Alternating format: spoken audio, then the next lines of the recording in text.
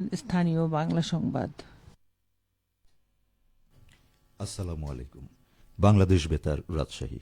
স্থানীয় সংবাদ পড়ছি রাহাত সিদ্দিকী প্রিন্স।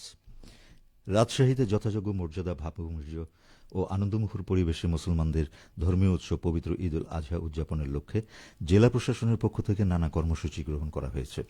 সংশ্লিষ্ট কর্তৃপক্ষের ব্যবস্থাপনায় ঈদের দিন সূর্যোদয়ের সঙ্গে সঙ্গে সকল সরকারি, আধা সরকারি, স্বায়ত্তশাসিত ও বেসরকারি ভবনসমূহে জাতীয় পতাকা উত্তোলন এবং সরকারি ভবন ও সড়কসমূহে সজ্জিত করা হবে।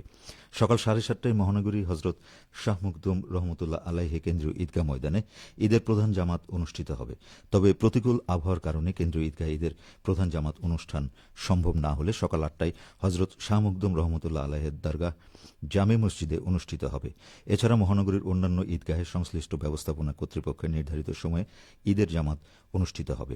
পবিত্র ঈদ উল আজহা উপলক্ষে ওই দিন সুবিধামতো সময়ে হাসপাতাল, কারাগার, এতিমখানা, শিশু কেন্দ্র, শিশু পরিবার, শিশুপল্লী, শিশু সদন, ছোটমণি নিবাস, শিশু বিকাশ কেন্দ্র, সেফ হোম এবং অনুরূপ প্রতিষ্ঠানসমূহে সংশ্লিষ্ট কর্তৃপক্ষ উন্নত মানের খাবার পরিবেশন করবে। কোরবানির বর্জ্য যেখানে সেখানে না ফেলে নির্দিষ্ট জায়গায় ফেলতে জেলা প্রশাসকের পক্ষ থেকে অনুরোধ জানানো হয়েছে। পবিত্র ঈদ উল আজহা উপলক্ষে রাজশাহীর বিভিন্ন জেলায় দরিদ্র মানুষের মাঝে ডিজে কর্মসূচির চাল বিতরণ শুরু হয়েছে। উপজেলা নির্বাহী কর্মকর্তা সহ সংশ্লিষ্ট কর্মকর্তারা চাল বিতরণ কার্যক্রমের উদ্বোধন করেন। দুর্গাপুর পৌরসভার পুরনো ভবনে 3081টি পরিবারের মাঝে বিনামূল্যে 10 কেজি করে চাল বিতরণ করা হয়। এদিকে রাজশাহীর চারঘাট উপজেলায় গরিব ও অসহায়দের জন্য সরকারি বরাদ্দে ডিজিএফের চাল বিতরণ করা হয়েছে।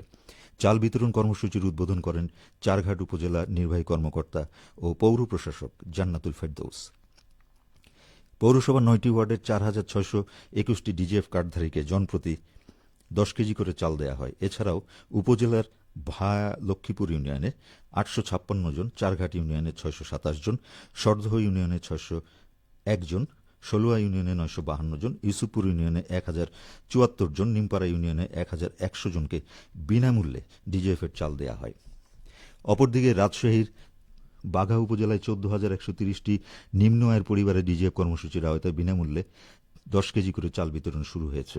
চাল বিতরণের প্রথম দিন বাঘা পৌরসভার 1 থেকে 5 নম্বর ওয়ার্ডের উপকারভোগীদের মাঝে চাল বিতরণ করা হয়।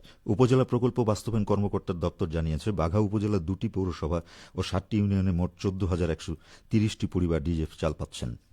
এদিকে পবিত্র ঈদুল আজহা উদযাপন উপলক্ষে পাবনার চাটমোহর উপজেলার ডিজিএফের চাল পাচ্ছে 24,957টি পরিবার ও দুস্থ পরিবার।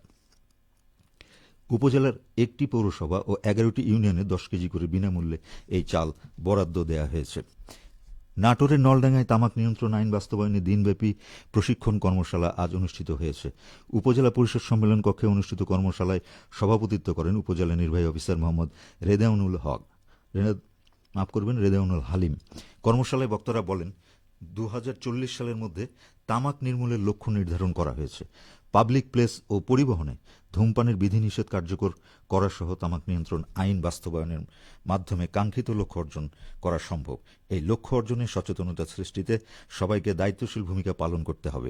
কর্মশালায় উপজেলা পর্যায়ের কর্মকর্তাবৃন্দ এবং তামাক বিরোধী টাস্ক ফোর্সের সদস্যবৃন্দ অংশগ্রহণ করেন।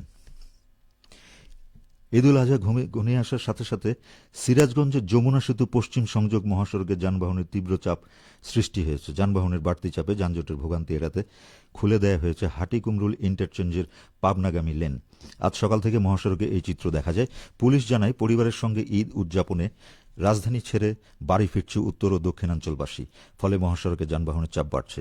আজ বিকেল থেকে সরকারি ছুটি শুরু হওয়ার পর এই চাপ আরও বৃদ্ধি পাবে। এদিকে যানবাহনের বাড়তি চাপে যানজটের আশঙ্কায় গতকাল বিকেলে খুলে দেওয়া হয়েছে হাটিকুমরুল ইন্টারচেঞ্জের পাবনাগামী লেন।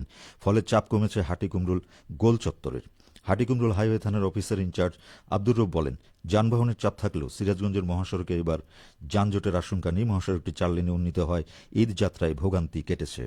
সবশেষে আবহাওয়া। আজ দুপুর 2টায় রাজশাহীতে তাপমাত্রা ছিল 33.4 ডিগ্রি সেলসিয়াস। এ সময় বাতাসে আপেক্ষিক আর্দ্রতার পরিমাণ ছিল 60%।